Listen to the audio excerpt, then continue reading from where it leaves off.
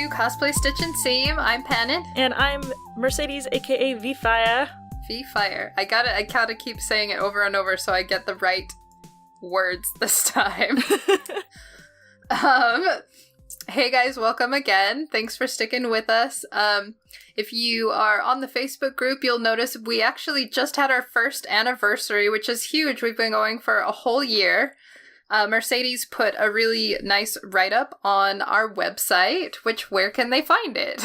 They can find it at cosplaystitchandseam.com. Aw, yeah. There's also a form there if you'd like to leave us some comments. We take them via email as well at cosplaystitchandseam@gmail.com. Or, like we mentioned earlier, we do have a Facebook group if you just search for Cosplay Stitch and Seam.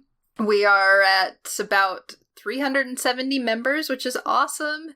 Thank you guys for joining. Thank you guys for filling the group with such great positive messages, for helping each other out. It has made us so happy that it's become such a positive community and just full of really fun people who are excited about cosplay. Thanks for making, our podcast, awesome. It's been the topic suggestions, the horror stories, the comments that you guys, leave and want to have put on the podcast, all that stuff that's what's made our podcast so amazing. Along with, I want to throw out another thank you to David for being an amazing editor, and of course to Pannon for being an amazing co-host. Aww. So yeah. You the best. You the best. No, you the best. No, you the best. Wow. Anyways. Stuff. Anyway, yeah. If you guys would like to help us out with our bandwidth costs or anything like that, you can go to our Ko-fi account. It is just look for Cosplay Stitch, all one word.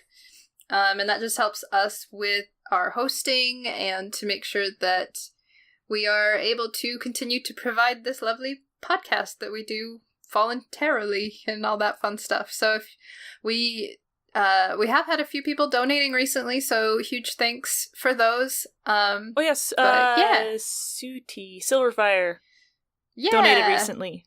I don't know if we put that on the last episode or not, but shout out again if we didn't.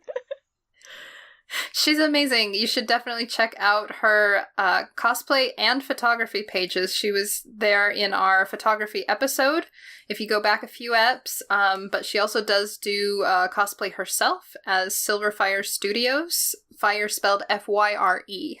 Yes. So thank you, Sudi. What else do we have? Oh, we still have our giveaway. Do you want to talk about it? Yes, Ogden Uncon giveaway. I have 5 more tickets that I'm giving out this week. I will announce the winners at the end of the episode. Because, I kind of hope people are listening. But yeah, I'll announce those at the end of the episode. And then so it's round 3, our final round. The big final round will be starting today. Friday, I think. Nice. Final round will be starting, and that'll be the last 5 tickets, and then we're good to go. Make sure that if you have won a ticket, if you've heard your name for the winners and whatnot, please contact me. I am going to be working this next week to try and contact everybody individually, but it helps if you contact me because sometimes those messages don't go through on the Book of Faces, so help me, please. So yeah, stay tuned to the end of the episode where we'll be announcing the winners, and yeah. Yeah, round 3 was, the theme was posting your favorite cosplay, and you got an extra entry if you put in, gave credit to your photographer. Yay, good. Yeah. So what conventions do you have coming up? There is the Podcast Summit. David and I will be there, showing off our podcasts, of course. And super excited for that. And then the next day, I'll be at Ogden Uncon, Sunday only, but I'll be there, and I'm excited to see how that all goes. Yes, and that's all I've got planned for right now, other than Anime Bonsai later in the year, of course. Well, I'm going to be making a trip out to see y'all in person, going out to see V-Fire and David. For Pride Fest in Salt Lake City, which is coming right up. our local convention there, Anime Bonsai, runs a float in the Pride Parade where cosplayers can come and take part, and so we'll be interviewing and talking to fellow cosplayers in the LGBT community and allies. And then I will be at Anime Expo this coming 4th of July weekend, and I don't want to think about how soon it is because I'm doing there, competing there. Well, we finally announced we are doing Kingdom Hearts 3 costumes, Sora and Riku. So I feel really scared about doing that when there are so many amazing, freaking crazy detailed series out there, but I'm actually really excited, and it's a series that is very dear to my heart. So if you want to see me be a big goof on stage, come to the World Cosplay Summit US Finals and cheer for all the teams, because there's so many good teams coming. I so wish that I could go there and see it. It's killing me. There's gonna be, I know so many teams who are entering, as friends and, people that I admire and watch from a distance and all that kind of stuff. And it's just I want to go and just see it. It's gonna be an amazing contest. So anybody going to Expo, check out the World Cosplay Summit contest. It's going to be lit. Yay! And they do try to live stream it, so if they do, me, David. I will. If they do live stream it, I'll try to get a link up on our Facebook group so y'all can watch. Yes. So, yeah. All right. Anyway, now that we've cleared our housekeeping stuff, we are continuing where we left off on our last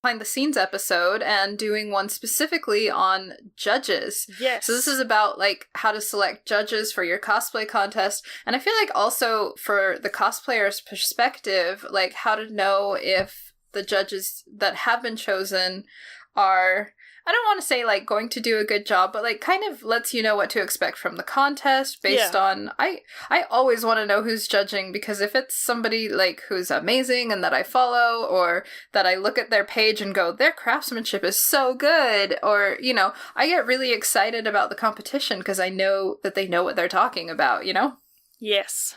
I also want to quickly throw out there was a comment that I forgot to make on the other behind the scenes of cosplay contest episode, and I just remembered it right now, on prizes. I wanted to throw one last little bit of advice. There we go. Advice on that, on when choosing trophies. Avoid glass, because when it shatters, and it can be very dangerous. Oof. And I've seen a couple of cosplayers, when they have their prizes afterwards, sometimes they drop them, and it's a mess, and it's also very sad. Oof. So try to do acrylic or something that's a little more durable than glass, and also avoid trophies that are as tall as you are, because if someone comes from all the way across the United States to your convention, that trophy's not going to fit in their suitcase. Yeah. I've also seen that happen, and somebody had to take their trophy apart, and luckily it had screws in it. Oh, well, that's good. That's kind of a pain. But they look so cool, but they're so big, but they look so cool. Right? So anyways, judges. Well, let's see what our listeners had to say, because this one actually blew up a lot in the Facebook group, so we wanted to go through a couple at a time and just kind of read off these comments, because some of them are, well, all of them are interesting, but some of them are really good, and yeah. Yeah, I really like that. Again, thank you everybody in the Facebook group for contributing. All right, do you want to start, or should I start? You can go first. Okay. So this comment comes from Ryan. He says, I personally admire accuracy and faithfulness To the source material, I see it a worthy challenge to mimic the source as accurately as possible. I especially appreciate it when effort is put in to faithfully replicate difficult-to-copy character aspects instead of making design concessions. I'd love a judge to put extra value behind an entry that is true to its source material. So this comment is like starting in deep already. It's like, this comment, I also admire accuracy. But I also know that sometimes concessions are made for a reason. And so as I think a good thing that a judge can take into a contest is, why was the concession made? Because sometimes you make changes to a costume not because it's too difficult to make, but because you feel like this other approach is more realistic to either the character or the source material that the character was based off of, and, you know, so on and so forth. Like, sometimes the accuracy to, you know, screen accuracy is not the approach that the cosplayer wanted to take because of, you know, like, sometimes when you look at historical costumes, especially if you look at them in video games, they're not historically accurate. Yeah, they'll do something where, like, the person who designed the outfit in the video game, like, looked at something historically, like, had a historical reference, but then changed something and it doesn't actually work that way. And so the cosplayer will set their own personal goal of making it actually historically accurate. And that's just one example. A good judge, in my opinion, would look at that and decide, was that a good choice to make? And were they successful at it?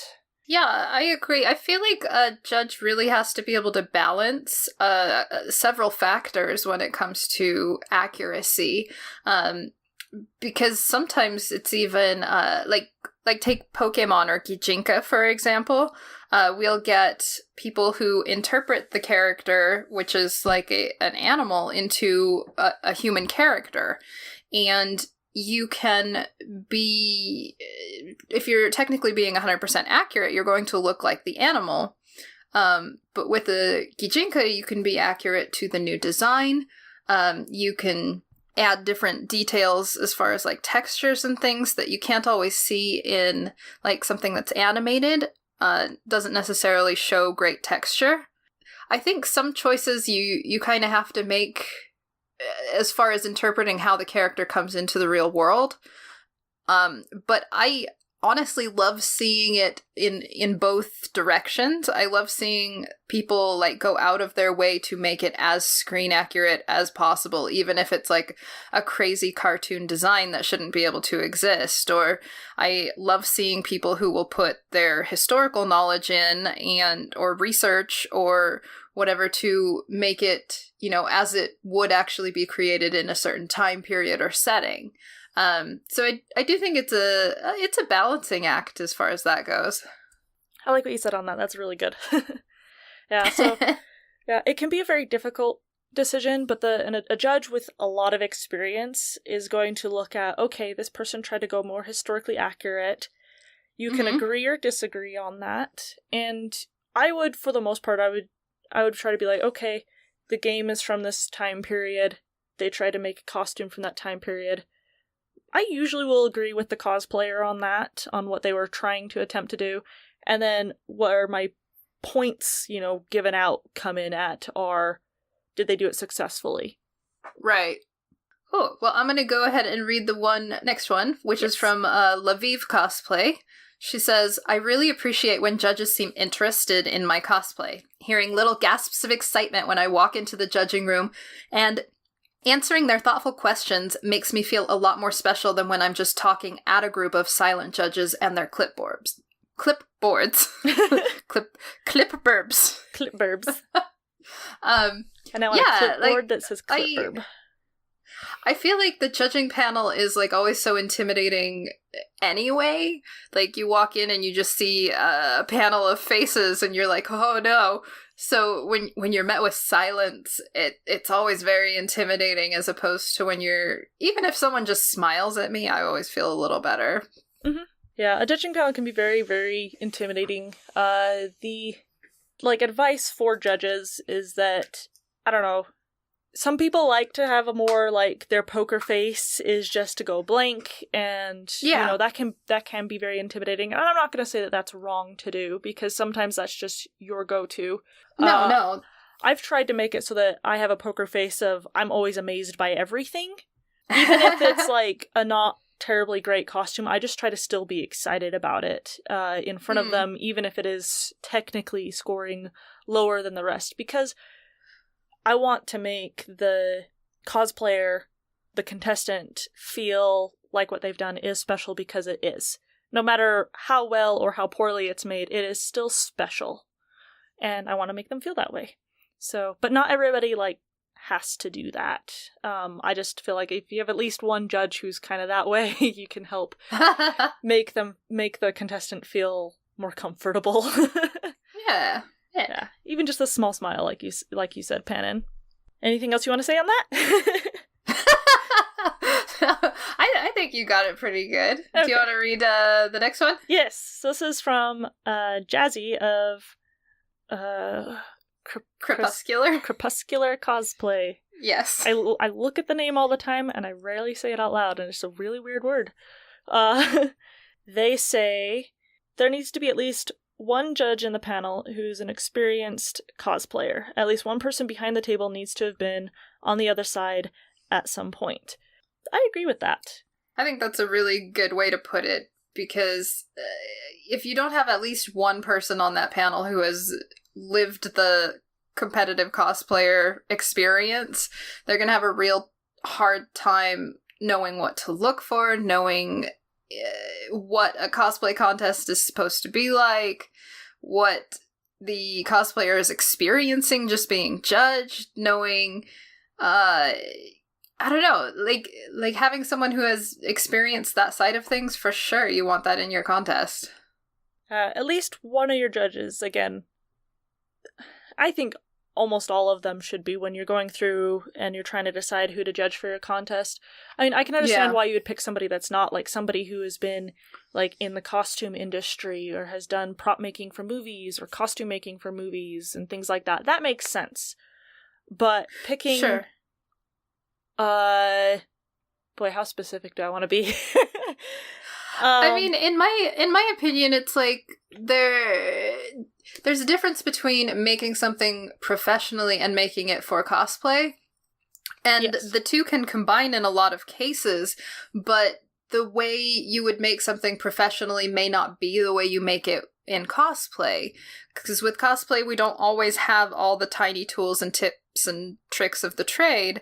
We don't, for example, like, know how to make a detailed 12-layer tutu, or construct a sword that would be used in a actual stage combat, things like that. So sometimes I feel like having a professional can be a great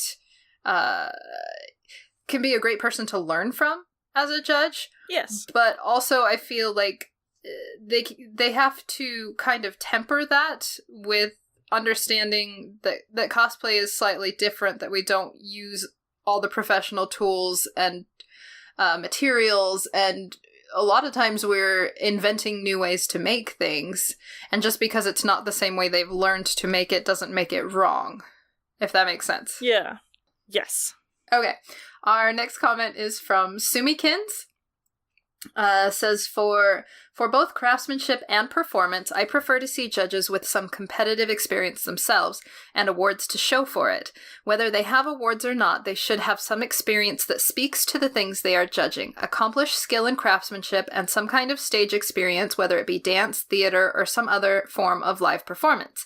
That said, just as important, or maybe even more so, is that they should be able to behave professionally. I've met cosplayers who have had craft skills, but absolutely zero people skills. I've seen judges who were qualified, but who really upset contestants by offering unsolicited critique during their judging, or just straight up not treating the cosplayers with respect.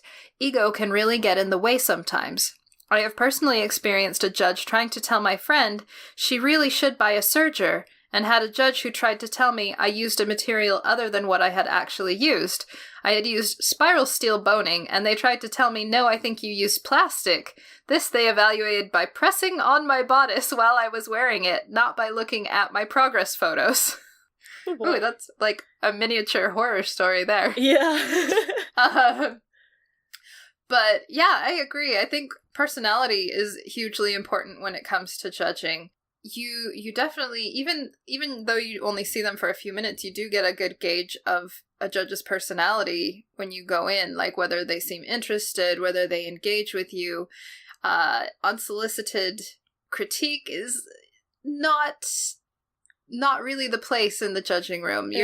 If you're a judge, I feel like you're there to listen and let the person present their work. And I love constructive criticism, but I think it should be asked for and not pressed upon someone. Yes, advice for judges. During judging is not time for a critique, whether it's constructive or destructive. It's not time for a critique. Please don't make it destructive. Right, please don't be destructive. Please, constructive criticism. But also, during judging is not when that is appropriate. I've seen this happen before. It crushes people. They're not there, the contestants are not there to receive a critique during judging. They're there to show off and present what they have made during that time. And with as little time as contests give them, the contestant should have all that time to present their costume. Now, if a contestant approaches me after a contest and says, hey, I would like to know where I could do better, that's when I give my constructive criticism. But otherwise, if I'm not asked, I don't do it. And I usually like to wait until about a week after the contest before I actually will reply. Or if there's like a special panel, some conventions have a special panel afterwards where you can go and ask the judges questions. And I'm okay doing it in that constructive, is another word I'm looking for. I don't know. I'm fine doing it in that space. There we go. Yeah. Because it's not during judging, and it's not where, emotions are already running high because you're trying to show off your costume, and then the judge says, oh, well, you could have done this better, and then you're just crushed. Don't do that.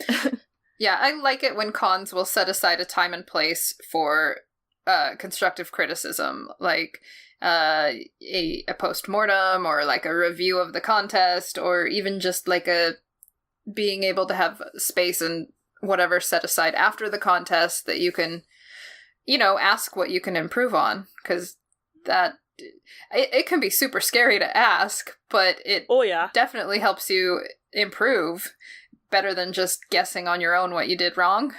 Not even that it's wrong, but just knowing what you could improve on. Yeah, as a contestant, in the past and whatnot, I highly recommend asking the judges after the contest is over what you can do better and all that, because that's actually what helped shape kind of the path and my style. They told me what I was doing really well. I could see what stood out to them, what didn't necessarily stand out to me at the time. And so I was able to be like, oh, so that's what I'm doing really well at. Well, let me try and do more of that. It's really good. It's very scary, though. Oh my gosh, the first time I did that, oh my gosh, Sadie's like, go up, go talk to the judges. And I was like, but why would they want to talk to me? And she's like, just go ask what you could do better. And I was like, okay. And I went up, and Sadie's in the background being like, yeah, you got this, and thumbs up and all that stuff. And I'm just like, hi, can I get advice? I was really dumb. I got really good advice, though. There were things that I didn't realize that I did wrong, so I was like, cool. Well, I think a lot of times judges like that a lot, too, because then they're able to kind of go into more depth with you, say the things they really enjoyed about your performance or your craftsmanship, as well as give you things to work on. But it also, if all you see is the awards part of the contest, you don't always hear, why the judgments were made. And I think being able to have a one-on-one helps a ton in that understanding. Yes.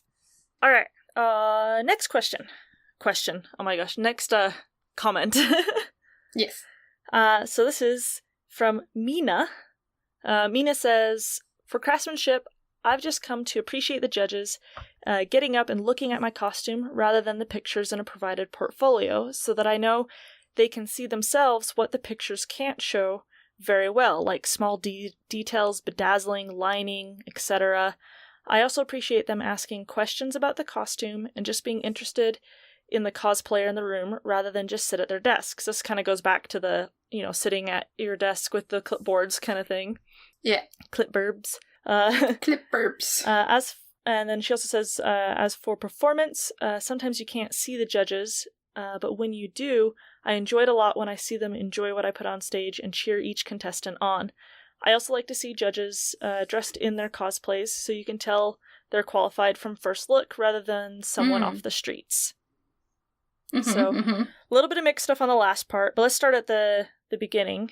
So, judges getting up and looking at costumes. Yes. I like that a lot as a contestant and as a judge, because getting up, I can look at those details that your portfolio, your documentation's not showing me.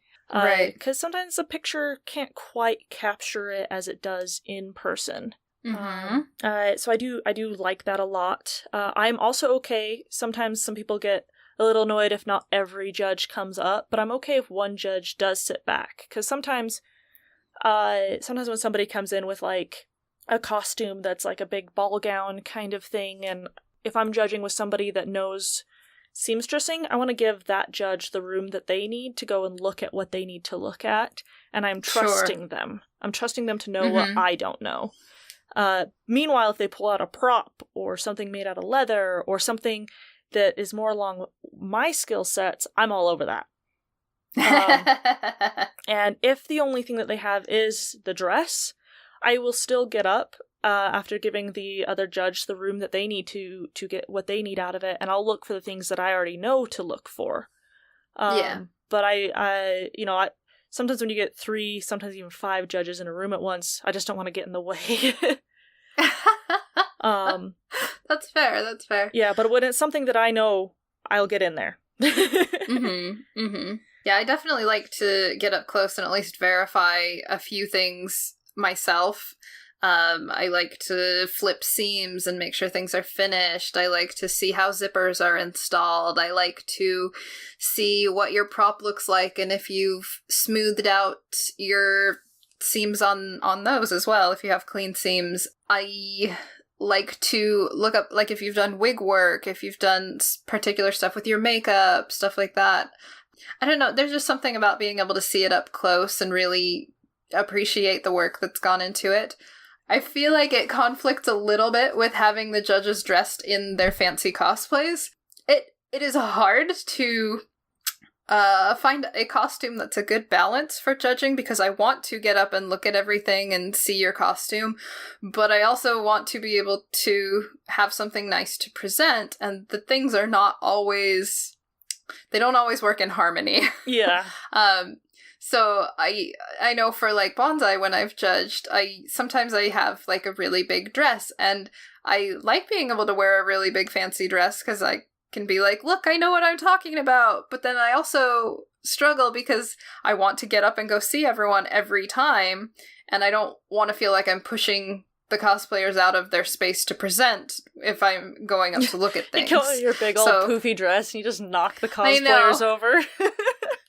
I've tried to find better balances as the years go by, but like it can be hard. Like I need to get like some nifty like uniform or something where it's fancy looking but easy to move in. I don't know if there's a good balance for that. Yeah. I've been lucky that I've got 2 cosplays that are usually my go-to when judging, and that's Chic and the Wanderer from Shadow of the Colossus, because they don't have huge props and things that are like, or anything protruding off of them. They just kind of fit to me. They like, Wander's essentially a shirt and shorts, and I can take the tabard off if it gets in my way. They're good jackalope cosplays because they show all your skills. Yes, yeah, they still show a lot of like skill and whatnot going into it, but I don't have to wear all the pieces. I think actually at Nihon Matsuri, I wasn't wearing my sandals for Wander. I was just wearing Zelda shoes. Because they're comfy. Oh, well. They don't fall off my feet.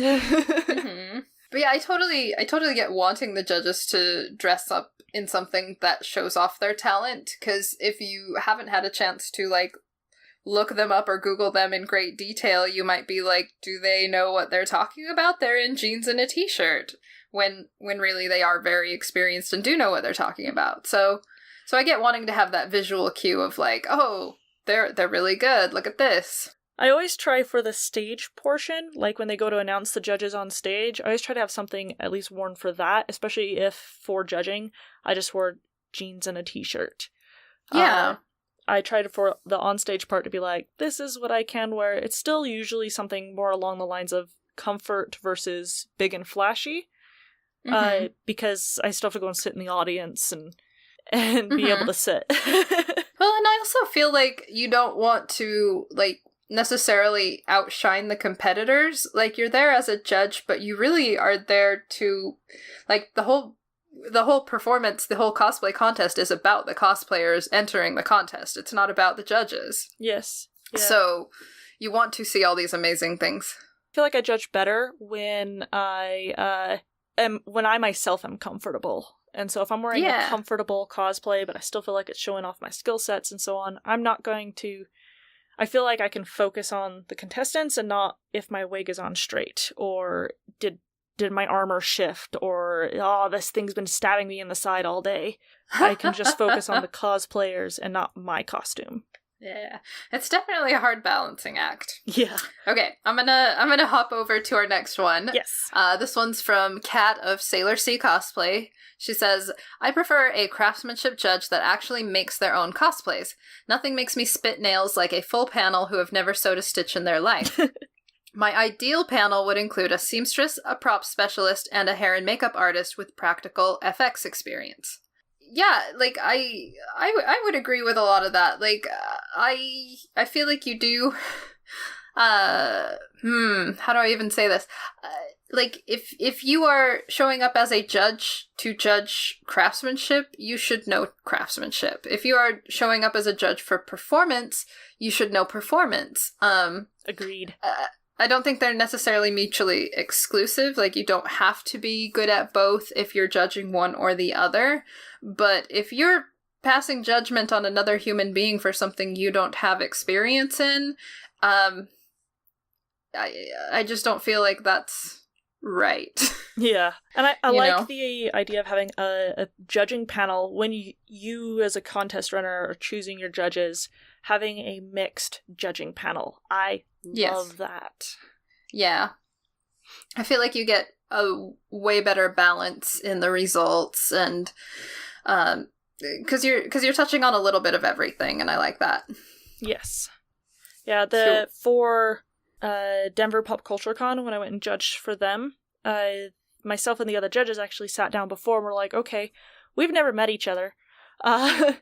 Except for like 2 of us had been in the contest last year, and so we talked with each other and we're like, what are your strengths and what do you not know so much about? And so that way we knew ahead of time where each judge's strengths and weaknesses were, and we were able to play off of that while we were judging for the rest of the 2 days. So for sure, as a judge, communicate with your other judges. Like, that's so important. Yes. Cool. Do you want to go to the next one? Yes. Solar Shadows says, I love when judges are willing to give help after the contest so you can do better. So that one goes back to, being able to get advice from judges afterwards. And not every judge is going to be willing to do that. Some have their own personal things where they are like, I don't like sharing that, either because, sometimes when you share, a contestant can get very upset. That's okay.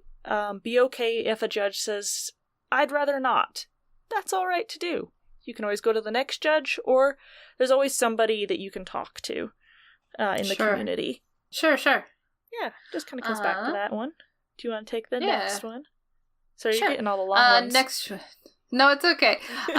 Next one's from Carolyn, which I think Silver Deeds Cosplay. Actively getting some kind of feedback during the judging process, both positive and critical. I like hearing what they thought I really nailed, but even more, I also like when a judge recommends me a skill or resource or whatever to investigate, or could level up based on the current judged cosplay. That, or at least being active about asking about details of the cosplay if I'm stuttering. I try to go in and remember to start off about my favorite thing I worked on, but every time I've been judged, I just completely forget what to talk about after that. The judging seasons I've done best in had judges asking about various parts, and that prompted me to go into details, and also not taking too long on any one piece. So that last part about the judges being active about asking about details, I think that's what makes a really good judge, is looking at that and looking at a contestant who's stuttering and nervous and being like, okay, let's see how I can help them. Tell me about your wig, or how did you make this piece? And helping them walk through their cosplay, and most likely, once you get them through those first couple questions, the contestant will get into a groove and be able to tell you everything that they wanted to tell you. Yeah, I think that comment about personality is, that was a few comments back. Yes. Like, having being the sort of person who will actively ask questions is great in a judge. Because I feel like a lot of times people do get that nervousness. It feels like a job interview, you're in front of a panel of people, and stuff can fly out of your head that even if you've rehearsed it several times, you may not mention. So as a judge, I always try to at least skim over the costume and be like, okay, did they talk about this? Is there anything on here that I don't know how it was made, or they haven't had a chance to talk about how it was made, and make sure they get that opportunity. Yeah. And then the first part about getting feedback, probably not, again, during the judging process, but if you're willing to go and ask for that afterwards. Just because, Carolyn obviously is okay with that during the judging process. But not every contestant is, so I definitely like to try and reserve it for afterwards. I think it would fall under one of those if you ask sort of a thing. Yeah. Because I would never be the sort of person who would solicit that unasked in a judging session. But if someone, like if I was pointing out like, oh, this is really good, and someone said, well, is there a specific name for this technique or whatever, then I'd be happy to give them more information. But in a judging, in the actual judging itself, I don't so much. I like that. Cool. Do you want to get our last comment? Sure. All right. Last comment from X-Angel Design and Cosplay. I agree with having experienced judges. I think most cons I've been to can do better at hyping their judges. If I can look up a judge... Oh, I like that. Yeah. If I can look up a judge beforehand, I can see their body of work and go into a contest as an audience member or contestant, feeling like the judges have been true to the art. If I'm hearing about the judges at the event, I'd like to see something indicative of their skill level, so I know they know what they're doing. Sorry, I struggled over that. You got it. If they're a cosplayer, have them in costume. If they do makeup or act in costume or makeup-heavy roles, reference those things to get the audience excited for the judges. Bonus points if there's a visual tie-in, but I know that's not feasible for every con. Mm-hmm. I like all that. I keep bringing up Denver Pop Culture Con, but they do a lot of really neat things for their judges when they announce the judges. And even as you're sitting there and just waiting for the contest to start, they have up on their projectors the judging cast essentially, and there's a little blurb and a picture of the cosplayer that's judging, and so you can kind of see what they've done, and it goes through them and talk, there's little blurbs already put up on the screen familiarizing the audience with who the judges are, along with that they hyped that already on their social media pages. Yeah, I like hyping the judges and showing who they are. I agree with X-Angel Cosplay here. Me too, and I feel like it doesn't... I don't feel like it's not, necessarily, become more normalized to do that, but I feel like there are several cons that still kind of lag behind and don't.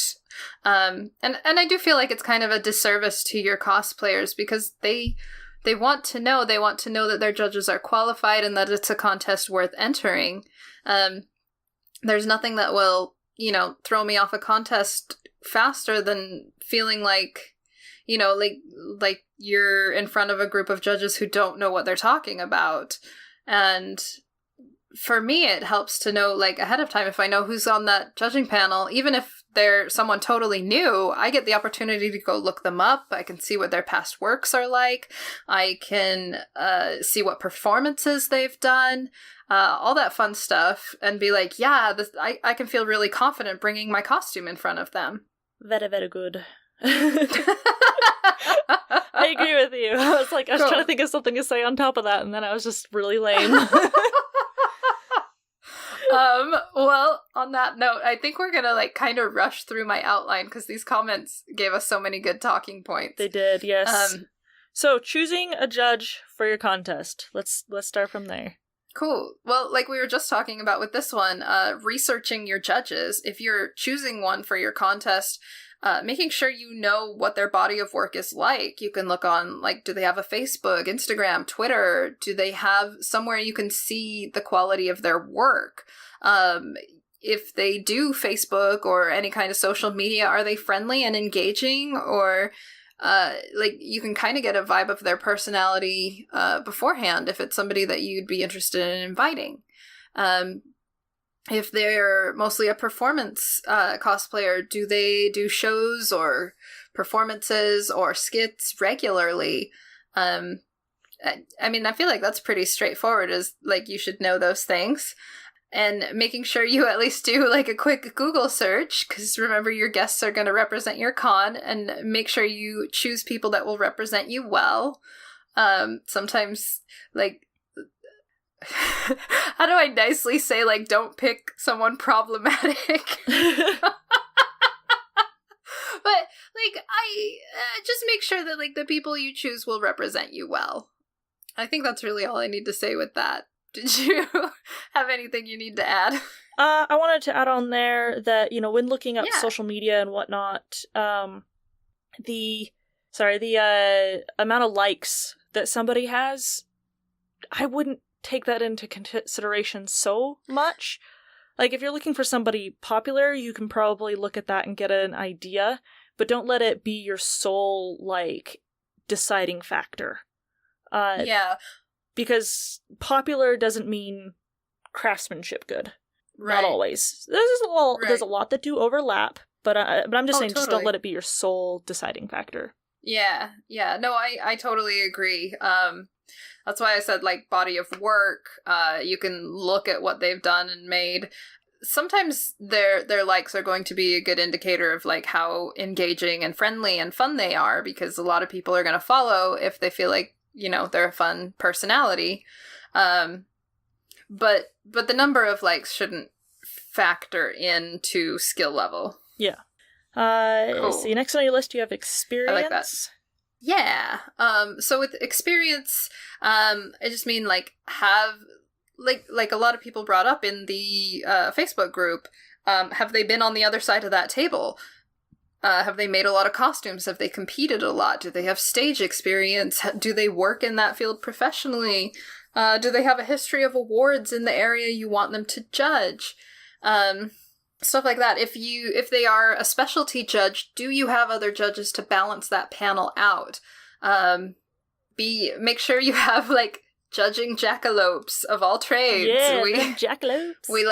Yes, we like having jackalopes. It means you have experience in many things, and the more things you get, the better you're going to be at knowing how much work was put into someone else's project.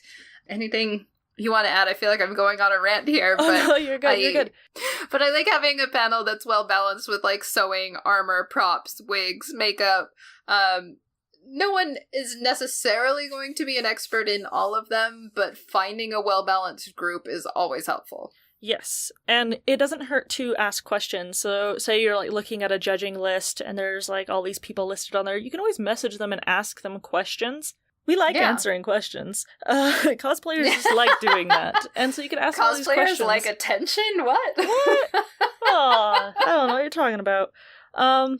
What? But yeah, so it's you can ask them questions and find out, hey, how much stage experience do you have? Or as you're doing your research, some cosplayers list it. I have on my Facebook page, it's kind of a pain to find, but if you look at it, you can go to there's an awards section. You can see how many awards that I've won over the years. Yeah. One thing I want to put in there, along with, like, if they have a specialty, and balancing the judges out, one thing that I've seen done before at other conventions is that they'll pull the best in show or best of masters or both winners from the previous year and pull them in to judge. Now, that's a risk because you don't know if they have judged or not before, but you can talk with them, find out how experienced they are, and this could be a good learning opportunity for them. So if you find out, they've never judged before, then you choose your other judges to make sure that they are more experienced, so that way this person can learn from them. And yeah, that's great. Yeah, get the experience that they need, because a lot of people are like, I would love to judge, but it's hard to get your foot in the door if you haven't judged before, in a way. And I kind of like that method of taking your best of winners and asking them to judge the next year. It also helps avoid, like, I know some places kind of get annoyed if, like, some people win multiple years in a row. It can kind of help avoid that sort of drama by pulling in the winners from the previous year as your judges. For sure. For sure. And I love what you mentioned, having it be like a training opportunity if somebody hasn't judged before. If you're looking to get your foot in the door, I would say, as someone who both participates in judges and plans cosplay contests, like, seeing people who come back and whose talent I'm seeing again and again, and who are, like, at the level where they are winning awards or, working in the Masters category, that definitely gives me an idea of, like, and an interest in newer people who I want to bring in. Yes. Yes. All right. Your next section was on personality, which we've kind of talked about a little bit. Yeah, we did. Like, personality, I feel like, is really important. Like, experiences, but, like, if someone can be the most experienced cosplayer, amazing person in the world at making things, but if they make one of my cosplayers cry, I am not inviting them to a contest again. Yeah. Like, it's so important to be just be nice to each other. It's not hard. Like, it shouldn't be hard. Like, in picking your judges, like, and that can be a thing too, like, if you maybe invite someone once and then, not to invite them again, are they going to work well with your other judges? Are they going to work well with your staff? Are they going to be able to spend a full day judging? Because that can really put a strain on your happy person persona if you're not okay being around people and stuff that much. Like, is that going to put a strain on them? Are they able to be polite and tactful to your contestants? Are they able to be unbiased? These are definitely things you want to take into consideration. How about you, Mercedes? Do you want to chime in with anything about how personality is important? I think you really essentially have covered most of it. It's just, pick people who are nice, but also still very good at what they do. Like, nice and good at what you do are not exclusive things. Yeah. And I would say to people who want to get into judging more, like, I love to see people who are supportive of their other cosplayers in their home communities. Online is it feels like such an innocuous place where you can go on and say anything you want, or, like, loudly complain about how much you hated something. And it should be a place where you can express yourself freely, but, people get a good feel for your personality that way. And if they see you talking badly about someone else a lot, or if they, see you tearing down other cosplayers, as compared to seeing someone who is commenting and saying nice things about other people, or helping build each other up, or, being active in their community, giving suggestions, helping out, that kind of personality is going to go, it's going to do you a lot more favors in general. Like, I don't know how to put that. But if you're looking to get into judging, I would try to be a positive influence in your cosplay community. Like, yes. Even if it's hard, like, if people see that you're making an effort to do good, they're going to take notice, you know? Be an inspiration to your community. Okay, Pam. I can't words today. I have the dumb. Alright, so the last one you have budget. Yes, so budget is kind of important because that, if you're the one running the contest, it's what you take into account as far as who you can bring in. Yes. You may only be able to bring in local people or people who will be in town that weekend or people who are willing to volunteer for nothing or close to nothing for the weekend. Like, do you need to look locally? Can you afford to fly someone in? If you are asking someone to judge who's out of state, make sure you know what that judge's requirements and expectations are. A lot of cosplayers will have like a list of things they would need for the weekend, like hotel, flight, a daily stipend for food, or a place they can go eat. Some people require a vendor's table or an appearance fee, things like that. So, and with cosplayers, it's like you are there both as a performer and an expert in your area. So I don't think it's wrong to feel like they should be compensated as if they were, working at a job, because they're essentially doing that for you for the weekend. It depends on the contest. I will offer for it depends on the contest. I will request fewer things or more things or whatever, depending on how well I know the people asking, or if it's a smaller convention that I just want to help out, things like that. It just really depends. So just make sure you know what the cosplayer's needs are. Yeah, it's like, if it's something local for me, I usually ask, can I at least get the ticket to it? Or if it's a little further away, it's like, can you provide me a way there? And especially if it's out of state, far away from where my home is, I'll try and get support for how far away. Okay, can I get transportation, or can I get hotel? There we go, transportation or hotel. And I know that not every contest can do that, and so sometimes I'll have a little bit of wiggle room for that, where I'll discuss with them kind of back and forth on how to make that work. Yeah, for sure.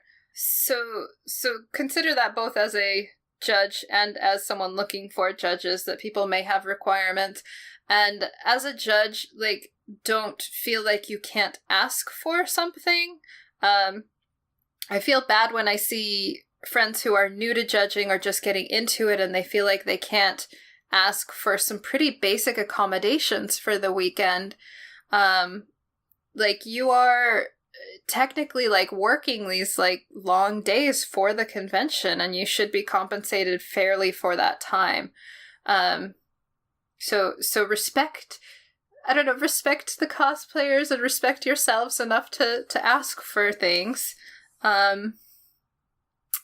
And I feel like cons are getting better at it more and more these days, of realizing how much work it is, how much, if I'm going to judge for somebody, they're getting 20 years of experience. That's a lot. If I were working a full-time job, I would be paid the master level salary of somebody who has 20 years of experience. Yeah, and depending on how long you're at judging for at the convention, it's you're not going to be able to go out and enjoy the convention for the entire time, let alone even a little bit of the time, depending on how the contest is set up. Right. Which is, I don't know, I do like when they'll offer things like a vendor table, because that gives a cosplayer the chance to promote themselves as well and get future opportunities. And that costs the convention very little, but it can do a lot for the cosplayer. Yes. So I always appreciate that when it's offered. It's really nice. But yeah, I think that's most of what I had to go on for judges. Just in general. I think that was all really good, and I think that hit everything that I wanted to say. Yeah, I mean, our community folks, people that commented, hit a ton of really good ones and gave us some great talking points. So Thank you to everybody who commented there. Thank you so very much. Are we ready for some horror stories? Yes. So, my horror story, I'm not going to say where it was, but, so for this contest, I had made the entire group's costumes. So, we did a Tsubasa set, so we did Shaoran, Sakura, Fai, Kurogane, and I had made everybody's costumes. It was the pretty little, like, cherry blossom cover, and it was when I was just starting to get into craftsmanship. I had I have as my icon on my Facebook is Fai, because he's like my favorite to cosplay.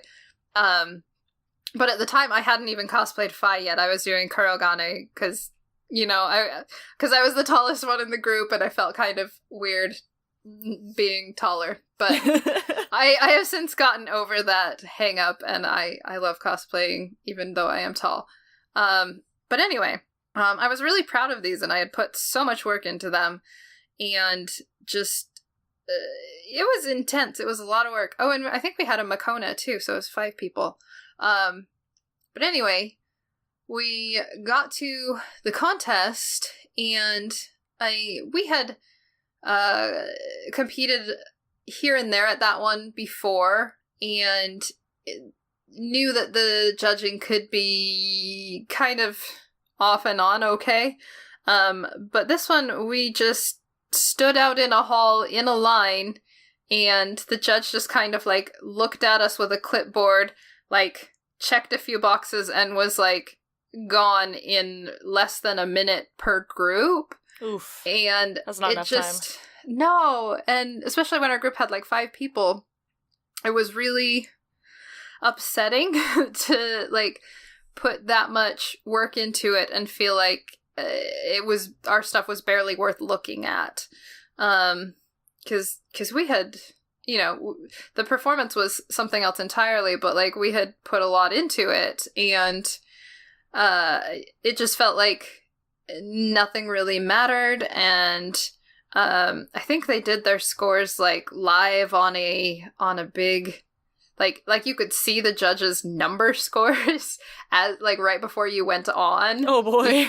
And it was so like intimidating in that way, and it was just like it was a lot to handle as a fairly new cosplayer. Numbers are references, like, not for actual scoring. Oh my gosh.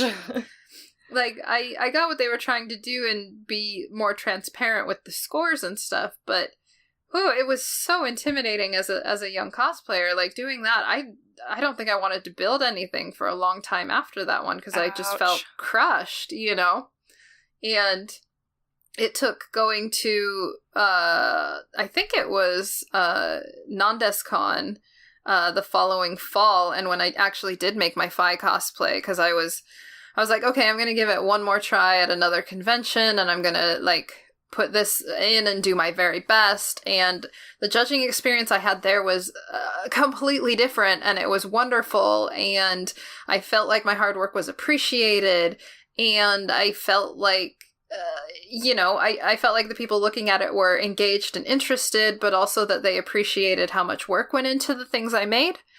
And it made the night and day difference. I went from wanting to do mostly like skits and stuff to going, I'm actually okay at craftsmanship. This is something that I can do well, and not something that I have failed at completely miserably and utterly. So. That's good. So happy ending-ish. Do you have one you want to share? Yes, actually. Yours actually reminded me of one that contest that I was in. They also lined us up. And we were in this big long line, and the front of the line was where people were getting judged. And they were getting... Oh. Yeah, no. So it's like, they were getting the time that they needed with the judge, at least. Okay. But well, that's good. Yeah. They had... I think they had one judge, like, back out, like, last second, so they were, like, scrambling to find a replacement and things like that. So it was a little, like... It was scary, a little scary and disorganized. But I'm waiting to go next, and the person in front of me is getting judged, and she's got, like, this corset thing going on and all this stuff, and, yeah.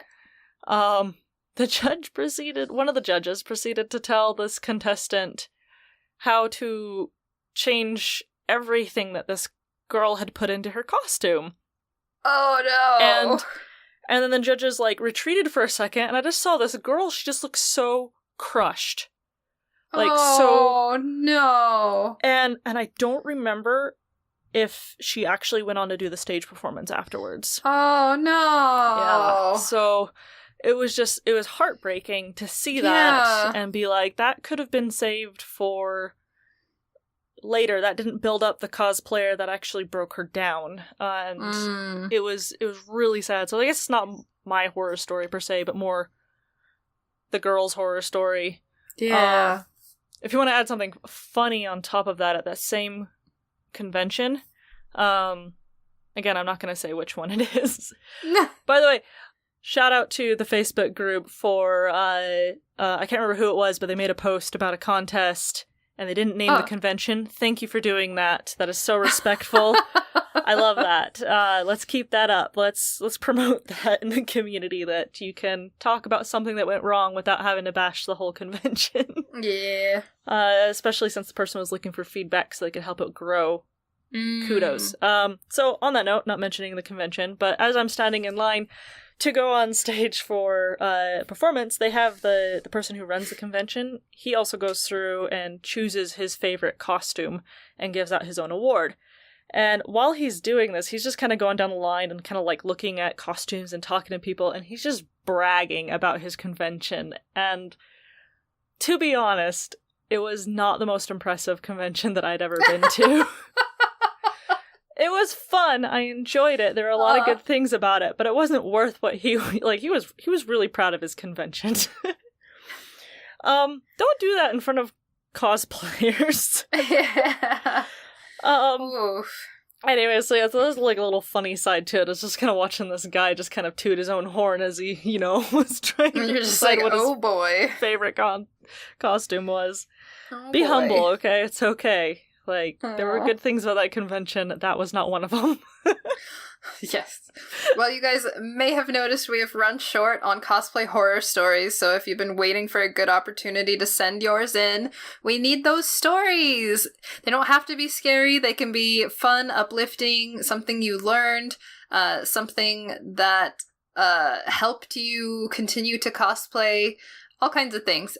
Send us a story. You can do that at our email, which is cosplaystitchandseam@gmail.com. Or you go to cosplaystitchandseam.com and fill out the form there. That's where we get most of our entries, and we thank you very much for it. Also recently got a huge topic list from our good friend Narwhals in Jars, so nice. We'll have to look through that and maybe do some episodes. Yes, and remember, we do have our 50th episode coming up, so if you guys want to ask us random questions, anything like that, I'm tempted to, take a few shots before I do the episode just to make it extra fun.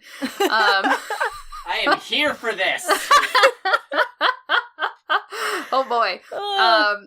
We will try to do an open question post on our Facebook group, so if you don't want to use the email or website, you can just reply there. And once again, we will answer any question on our 50th episode. We just want to get... Yeah, go crazy. You can ask whatever, favorite colors, secret techniques, most embarrassing moment, hit us with anything you want. If you would like to support us, we are on Ko-fi as Cosplay Stitch. That goes towards our bandwidth and website costs for the year. If we meet our goal of having it pay for the cost for the year, we're going to do a bonus episode that's going to be nothing but stupid and embarrassing stories. So if you'd like that, I will definitely be drunk for that episode. Go ahead and hit us up on Ko-fi, Cosplay Stitch. Let's get to that Uncon giveaway. Uncon giveaway. The winners for sharing their favorite cosplays are Shelby Shoaf. Woo! Tifa Bell. Woo! Zelfa Martha. I don't know how to pronounce your last name because it has an I with umlauts in it. Ooh. I'm making David look at it. Emmy? Emmy? Emmy? Emmy? Maybe it's Emmy? Zelfa Martha Emmy? It's a really cool name. If anything, I'm the one who makes myself look silly now. So. And Luis Flower Girl Sanders and Alex Baird. So there's our 5 winners. We'll see you guys at Uncon. Heck yeah. As always, thanks for our music. To Macy Roberts. Amazing Macy Roberts. And thanks to our sound editing by... David! Tell us about your stuff. That's me! It's you! Yay! So Dungeons & Chill, of course, is on hiatus. Feel free to go back and listen to episode 1, because I'm sure there's something that you missed that was actually deep and meaningful out back there. Yeah. And then comic trades, we just did Superman Cow, What If He Was in Medieval Period? Super Cow. Cow? Did I say cow? Oh, I just heard cow and I was like, okay. What if Superman was a cow? I mean, we have Peter Porker, so... yes. You're not wrong. And then, so the month of June, we are going to be covering Umbrella Academy. So if you wanted to tell us what you think of the TV show or the comic book, let us know at on Twitter at Comic Trades Pod. Ooh, nice. Thank you. So, I've been wondering if I should stop all these sewing puns because I'm running out of good material. Oh, that's amazing. All right. Bye, guys. Thanks for listening.